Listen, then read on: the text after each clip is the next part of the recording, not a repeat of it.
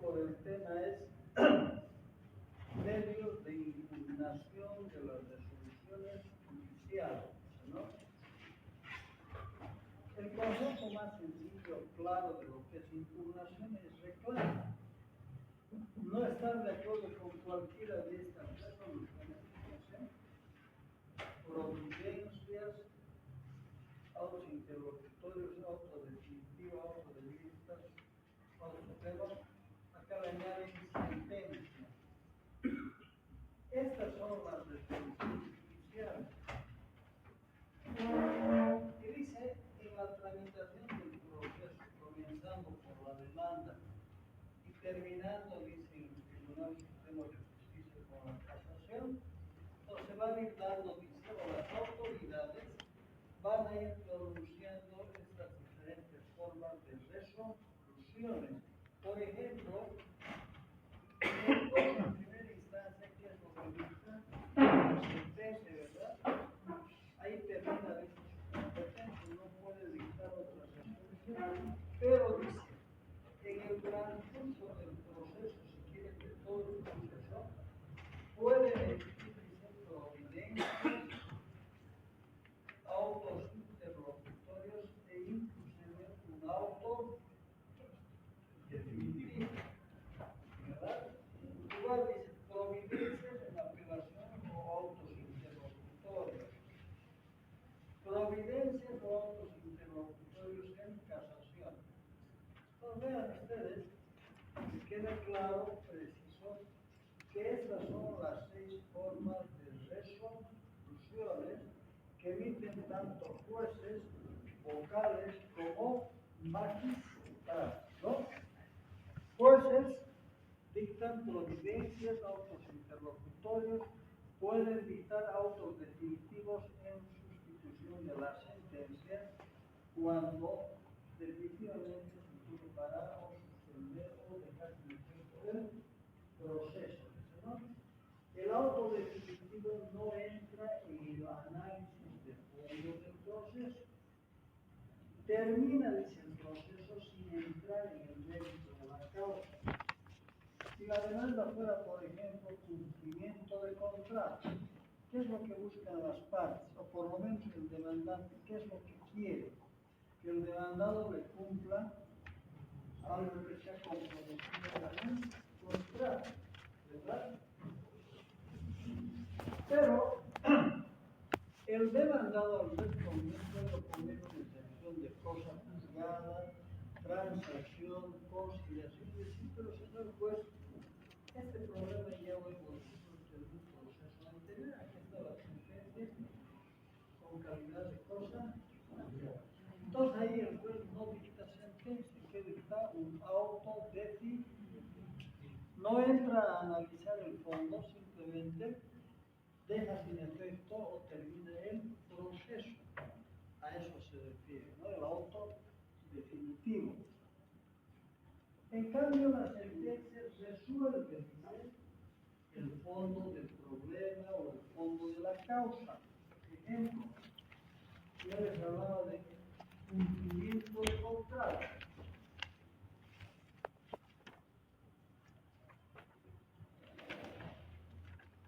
Esta es una demanda que plantea el demandante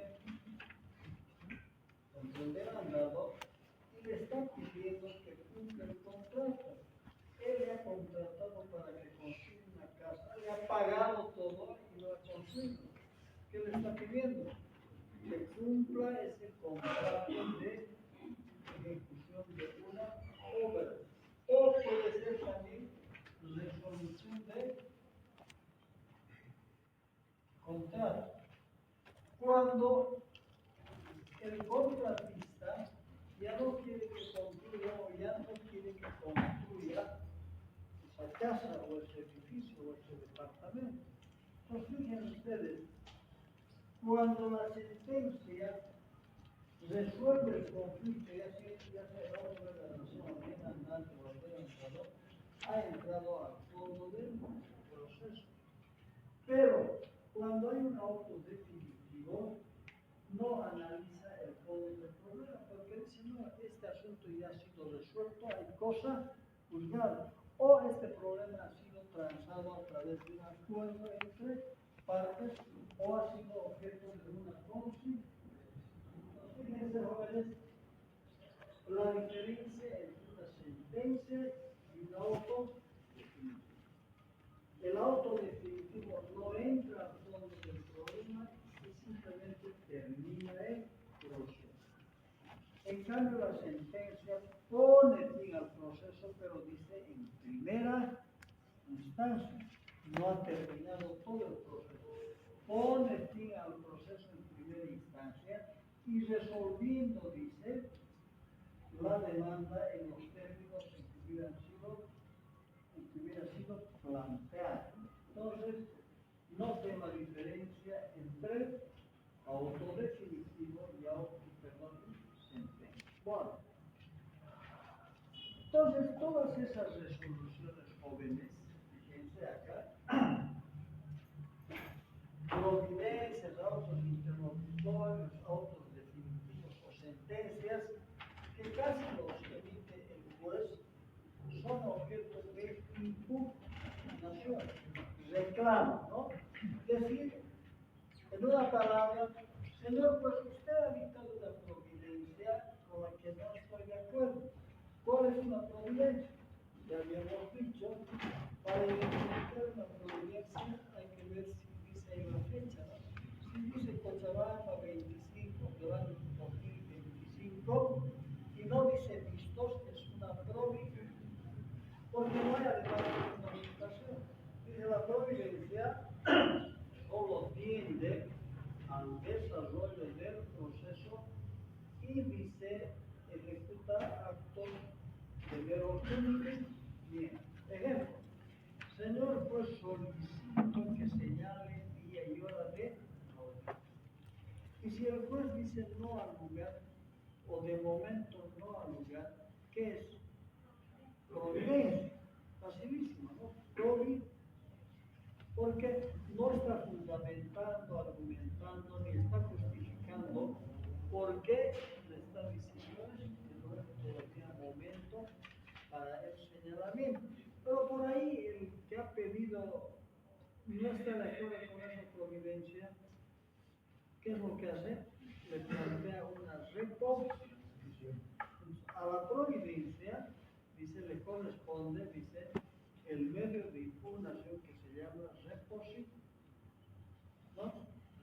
Y esa reposición plantea ante quién, ante el mismo juez. Y el que resuelve es el mismo juez, no el Tribunal Departamental de Justicia, porque es muy elemental para que eso vaya a decir al Tribunal Departamental.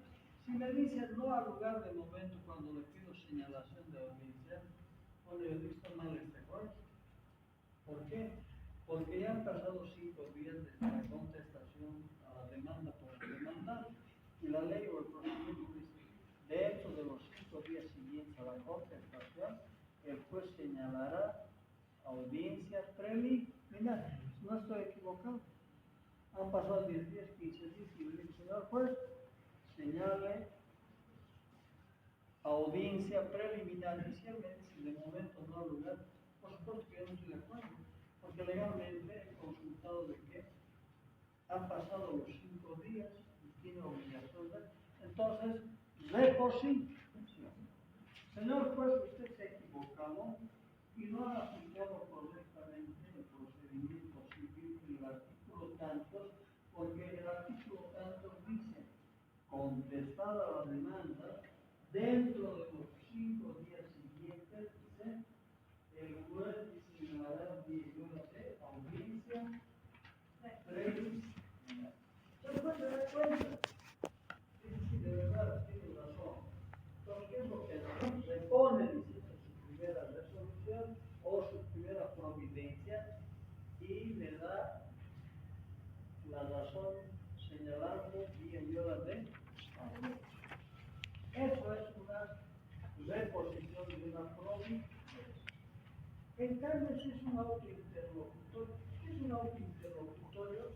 Es una resolución que resuelve cuestiones intermedias durante la tramitación del proceso. Ejemplo, si le dice, señor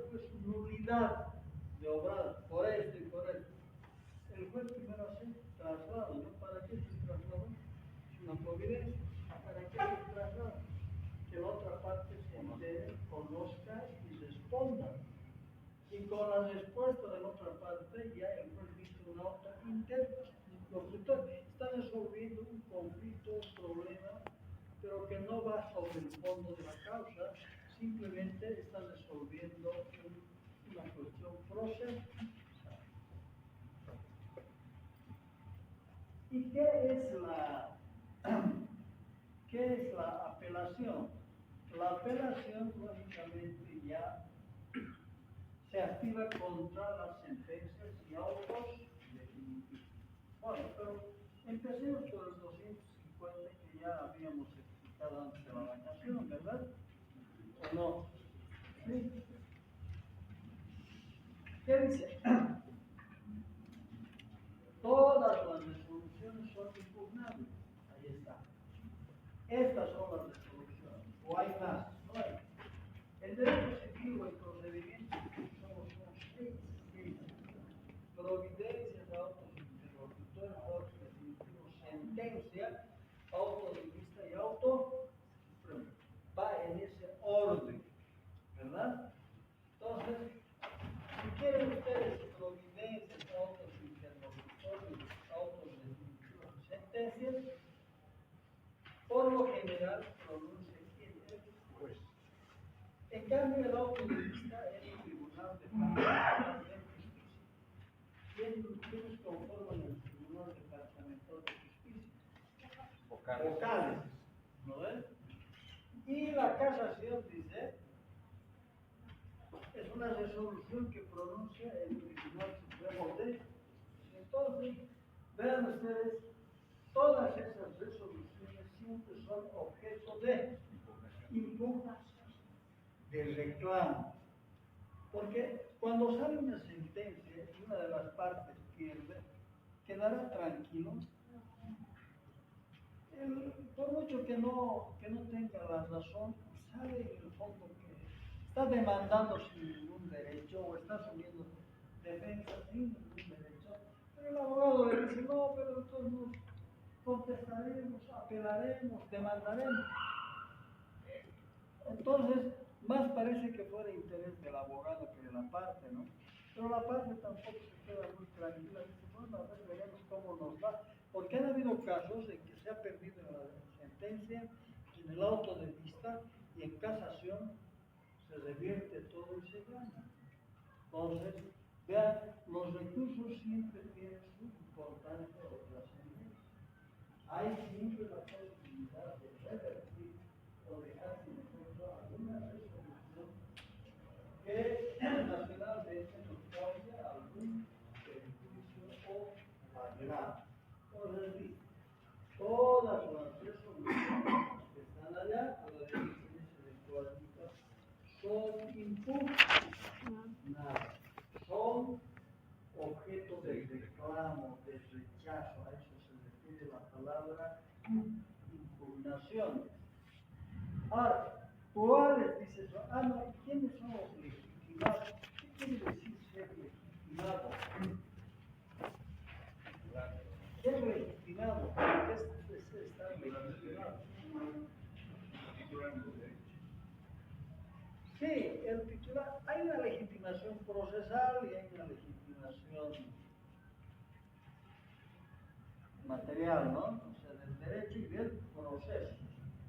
Pero bueno, acá el legitimado, o sea, el habilitado, el reconocido por la norma a plantear un recurso, es definitivamente una de esas partes que perdido. Fíjense, o ha sido agravado. No bien ha perdido el concepto, la palabra más apropiada técnicamente, jurídicamente, agravado, parte agravado, puede ser demandante, demandado o un tercero, ¿no? Son estos tres los posibles candidatos o legitimados a impugnar. Estamos viendo bien, ¿no? En el orden lógico y secuencial. Ya. Algo más que quiero aclarar, en algún momento hubo la discusión de algunos alumnos. Fíjense, contra la providencia, la resolución, contra la sentencia apelación, contra la apelación, contra el auto de vista casación. Ese es el orden lógico, ¿verdad? No puedo antes recurrir de casación, primero tengo que agotar ¿qué? La apelación, ¿verdad? O puedo saltarme. No. Cuando uno, por ejemplo, no ha apelado, y dice, a ver, recurriré de casación, ¿no? Probablemente sean varios los demandantes y varios los demandados, y entonces algunos no han apelado. Pero dice, bueno, entonces, por lo menos recurriré de casación, a ver cómo nos va. En el tribunal les rechazan y declaran improcedente porque no se pueden saltar estos recursos. ¿Se llama? El per salto. No hay posibilidad de saltar un recurso. Para apelar necesariamente tiene que haber una apelación. No puede directamente de la sentencia irse a la casación. No puede. Así se refiere el principio del per salto. No se puede saltar. Entonces el legitimado lógicamente es el demandante, demandado tercero, que ha sido agraviado con cualquiera de esas resos clarísimas.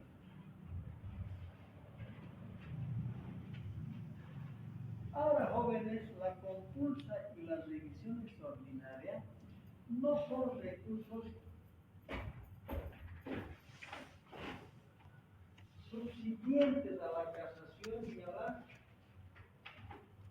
Aquí está la compulsa, acá está la revisión extraordinaria. No, está en ese orden porque definitivamente primero está la apelación y luego la casa, pero estos dos recursos se plantean en otros casos, en situaciones especiales. En cambio, estos otros sí, en todos los procesos se recurre de apelación, se recurre de casa, pero no en todos se compulsa. ¿Cuándo se plantea la compulsa? He apelado y después me niega la apelación. Es no lugar. Por ahí se le ocurre decirme que me ha vencido el plazo o estoy planteando fuera del plazo. ¿Cuántos días tengo para apelar? 30. ¿Ah? ¿Cuántos? 10 días. Esos 10 días son hábiles o son corridos. Hábiles, ¿verdad? Pero por ahí el juez se ha olvidado de contar algún día hábil y me dice, no, al lugar me rechazo la apelación. Entonces, contra ese rechazo, ¿qué recurso voy a plantear? La compulsa.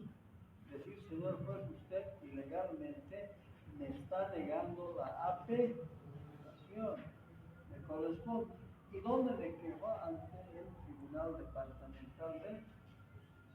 Si este Tribunal Departamental considera que es legal y declaró, lógicamente el juez me tiene que concederla.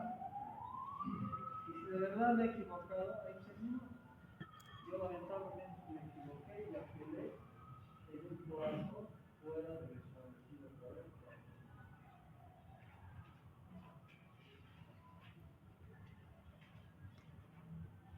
Ya, reposición, entonces estamos en el recurso, dice, la reposición se plantea contra las providencias y los autos internos. A ver, ya les he dicho que es una providencia, ¿verdad? Es una simple declaración que hace el juez con la intención, con el propósito de que el proceso marche, no se estanque, es darle dinámica al proceso, ¿no? Por eso le digo, señor juez, señale día y horas de audiencia preliminar, señale día y horas de inspección. Nada más, a la vista.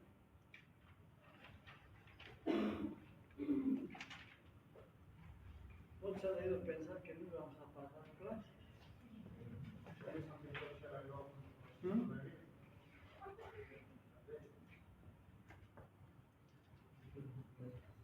Dos semanas.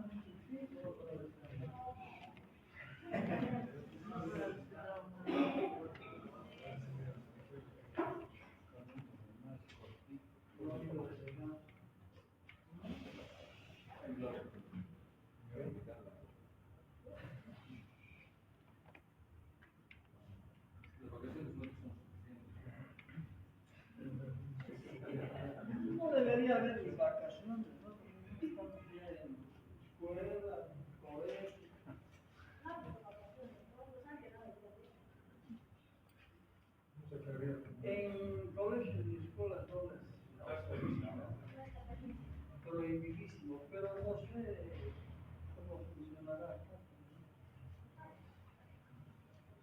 Pedías de la extensión, como el colegio. A ver, eso de dar trabajo práctico sin saber para qué, solo porque no te dicen qué. Si yo les pidiera trabajo práctico sobre cualquiera de estas instituciones, no tengo tiempo para ver. ¿No? Pero además sé que su trabajo no lo van a hacer ustedes. Es fácil ir a una de esas fotocopiadoras y les hacen el trabajo. No sirve, ¿verdad? No sirve.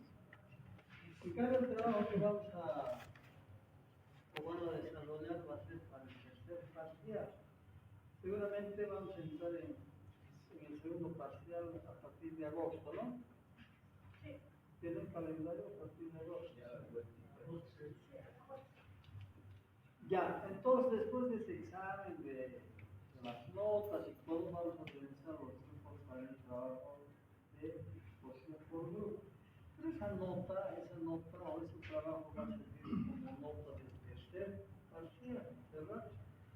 Yo de verdad me voy a dar cuenta quiénes han estudiado, pero además quiénes en el transcurso de estos dos trimestres han asimilado la materia, porque al exponer van a poner sus conocimientos en práctica, ¿o no? Sí. Eso es práctico. Y van a ver que probablemente por el examen escrito se confunden, se asustan, se ponen nerviosos. ¿No? Pero con ese examen práctico de exposición, los resultados van a ser diferentes, ¿no? Así que les invito a no.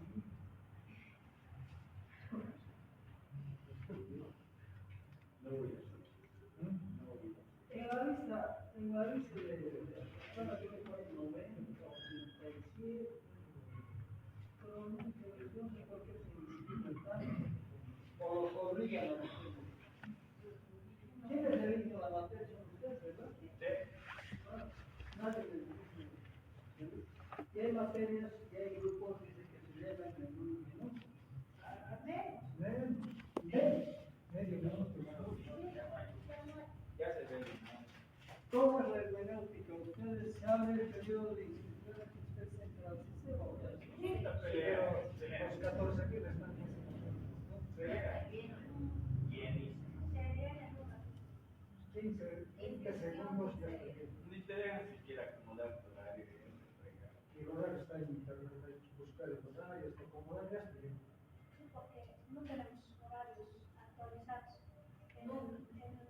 Lo que hay en la universidad de años anteriores, en el sistema son otros horarios. Y el sistema electoral. En base a las horarios, revisar hasta eso, se llenó todo. Nos falta el horario, acomodamos, está bien, pero el horario actualizado se está en el sistema. Así que busquemos en minuto, ya se llenó. Y el otro problema, ¿no? Que no hay respeto del asunto, digamos, de materias aprobadas. Normalmente agarran y todos se incrustan, te hacen escribir. Y lo demoran además. Y ya. Pero antes el sistema era anualizado, como ahora también está en el anualizado. Sí. ¿No? Primer año eran 8 materias y uno se inscribía a las 8 materias. Segundo año, a las siguientes 8 materias. No había elegido grupo, tenía un solo curso. Primero, segundo, tercero, cuarto y quinto. Ahora son miles, ¿no? Entraba al primer curso 200 más o menos. Y ahora van saliendo un poco más. Pero no es un hecho de la cantidad de 200, tanto de tiempo. Y de verdad, cada año. Nuevos. Por eso un docente decía, ¿por qué dan segunda oportunidad de examen? No es por lástima, damos una oportunidad para que aprueben, para dar puntos a los nuevos docentes, a sus amigos, para dar trabajos. ¿Saben qué?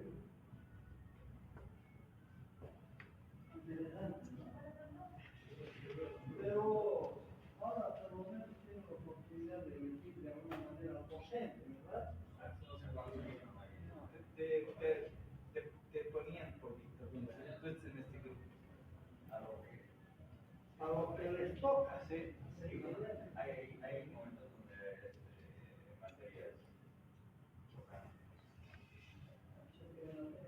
Los mismos El horario, Los horarios pues están actualizados. a los vecinos se olviden, digamos, ir a las clases de los que pues, sí o sí tienen que puede que sí, puede que no.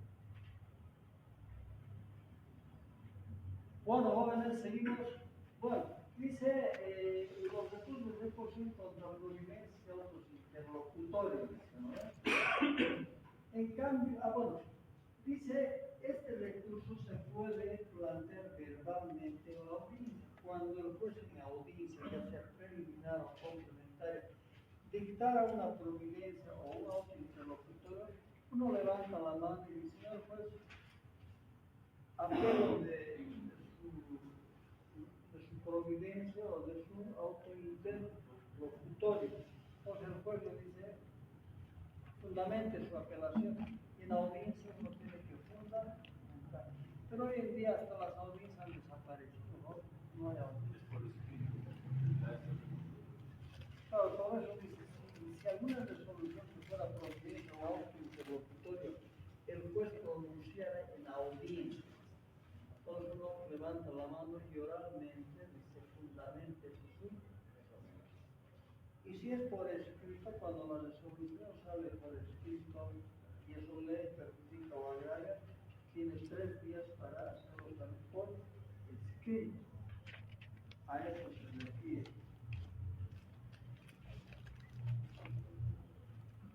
Dentro de los 3 días siguientes, dentro de los 3 días hábiles siguientes a la notificación, ¿no?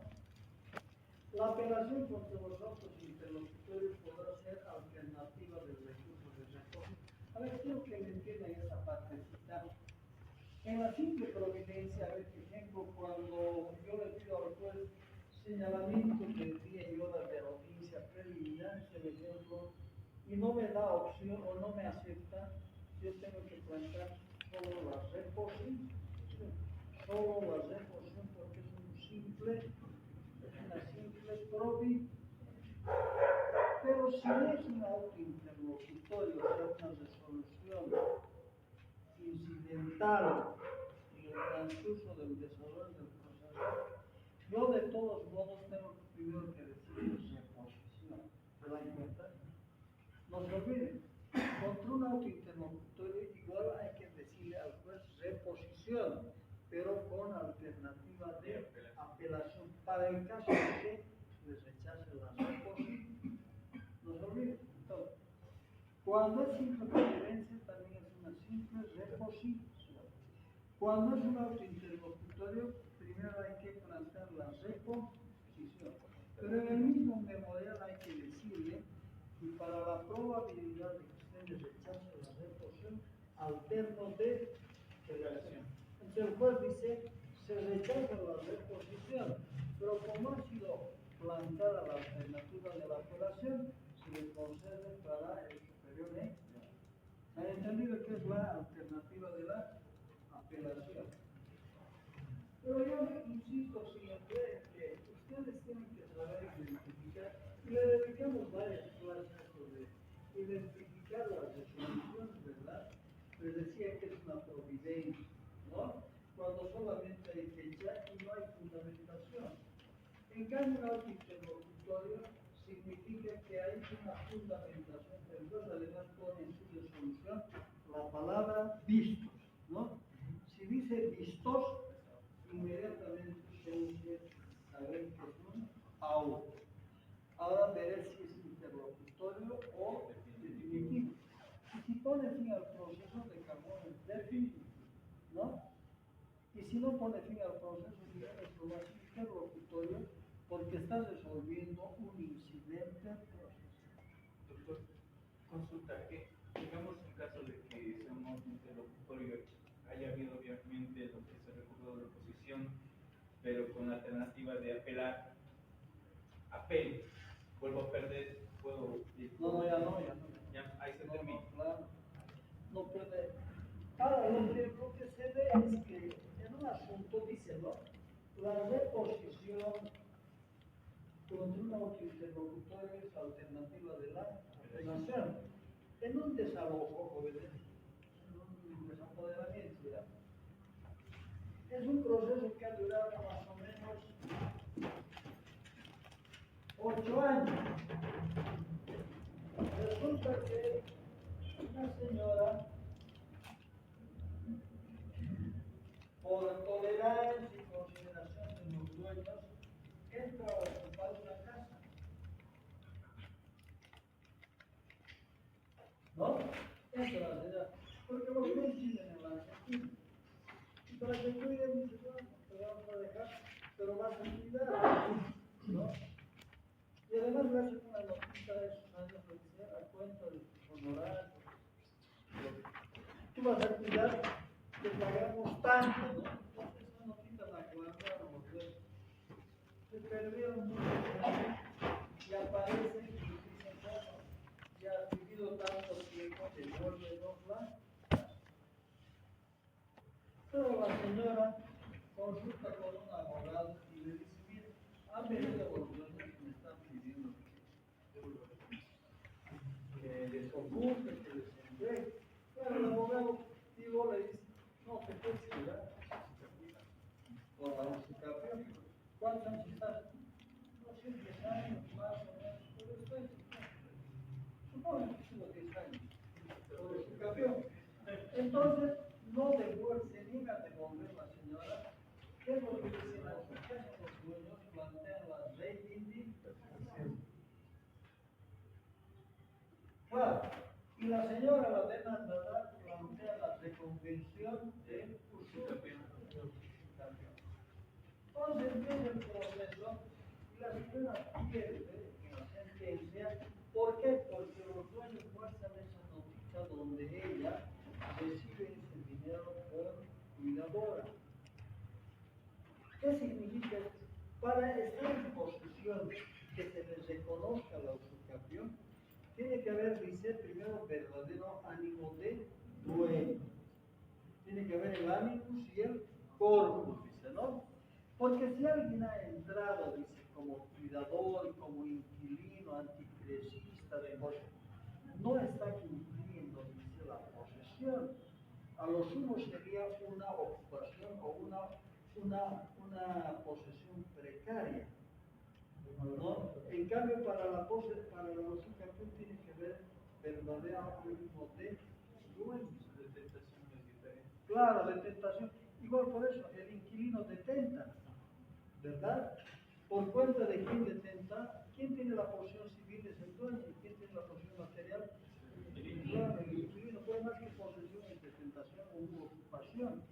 Ese no tiene posibilidad de estar legitimado a la uso.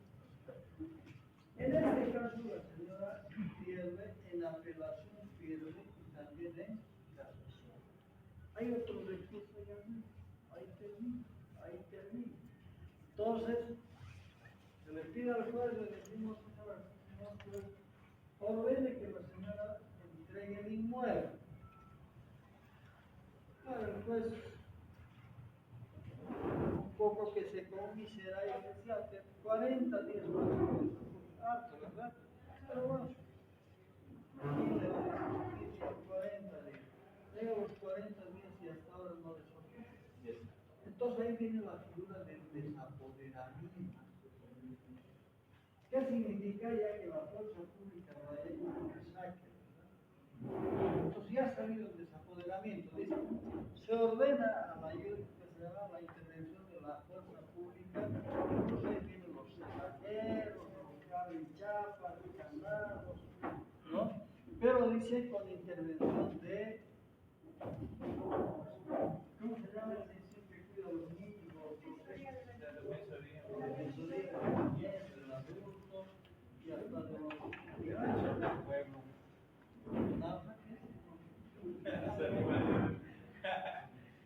Entonces, jóvenes, con intervención de la policía, hay que llevar, no dice la norma, pero hay que llevar un camión, 2 camiones, ¿para qué? ¿No? Para cargar sus cositas.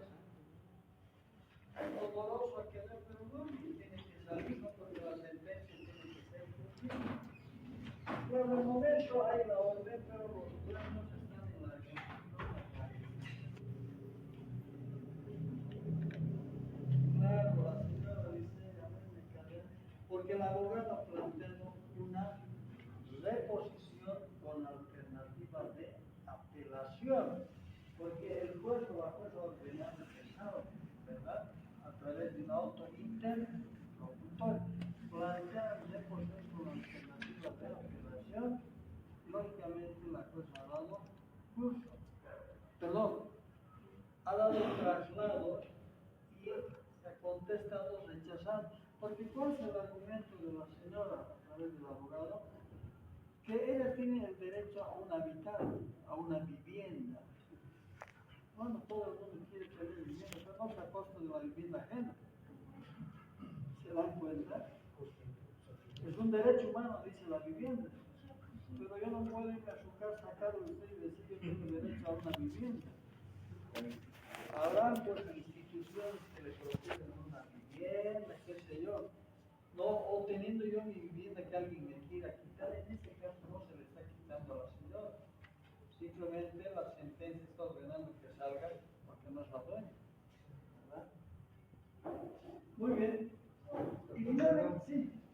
Y simplemente esa nota que los dueños dejaron que cuiden, que le van a pagar. Claro, ¿Tiene mucho valor? Claro, sirvió para demostrarle que no ha habido posesión. Claro. Está viviendo Es para que si alguien entra por cuenta de otra persona a cuidado como inquilino depositario, no está entrando en posesión. ¿Se dan cuenta? No está entrando. Porque tienes que consultar esos elementos que dice verdadero ánimo de dueño. Si alguien le deja como cuidador, ¿usted se cree dueño? No, pues. Pero si nadie le ha dicho que cuide y me entro nomás porque no hay dueño, lógicamente tengo verdadero ánimo de dueño, tengo el verdadero deseo de quedarme en el inmueble porque no hay dueño. No hay el dueño que ejerza ese derecho propietario. Pero si usted es inquilino, a ver, yo le doy el alquiler de mi casa, me perdí 10 años. Algún abogado tipo le va a decir, no, pero tú tienes justificación, no, pero yo te estoy enseñando, no, pero acá no estoy cumpliendo lo que dice la norma. Yo he entrado como inquilino, no he entrado como verdadero poseedor. Mal asesoramiento, ¿no? Y la apelación dice es contra los autos, contra la sentencia y los autos definitivos, ¿verdad?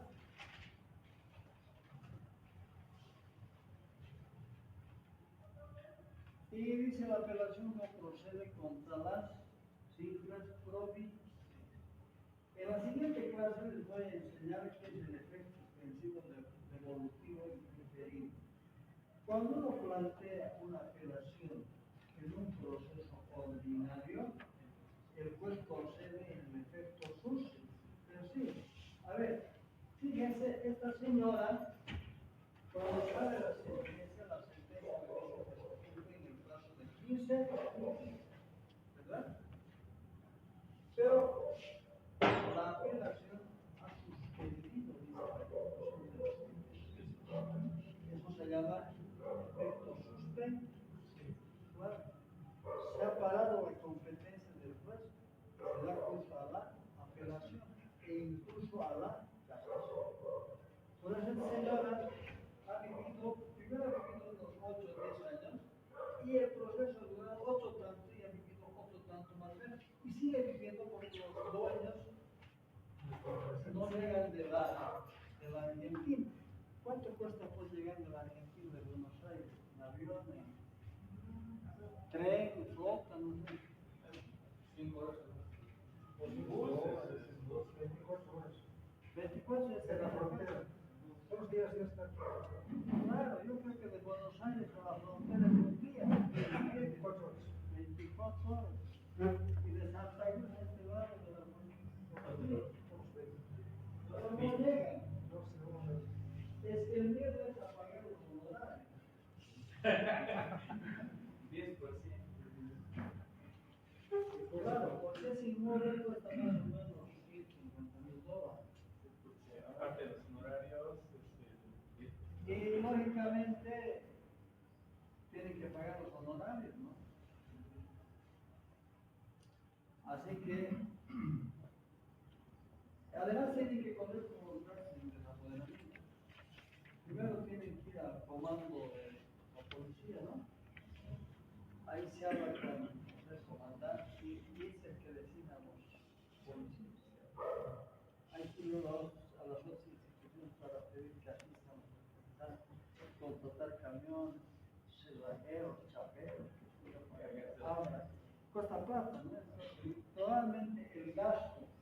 de ese trabajo del desapoderamiento, luego pagar los honorarios por el saldo, les está. Doctor, perdón, en este caso el abogado con poder está actuando, parece que Sí. Ellos están en una operación, ellos están en la Argentina. como no llegan ni para acá, Y los apoderados, lógicamente, son los que están actuando. Pero el apoderado tampoco va a pagar su dinero, no me parece. Porque el abogado cobra el honorario y el apoderado también tiene un honorario. O sea, que hay un apoderado y puede ser el mismo abogado y el apoderado.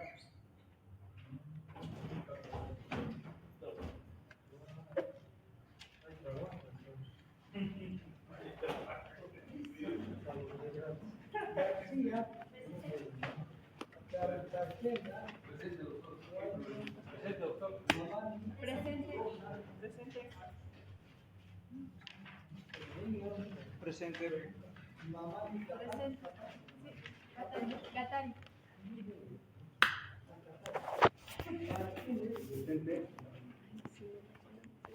Gutiérrez,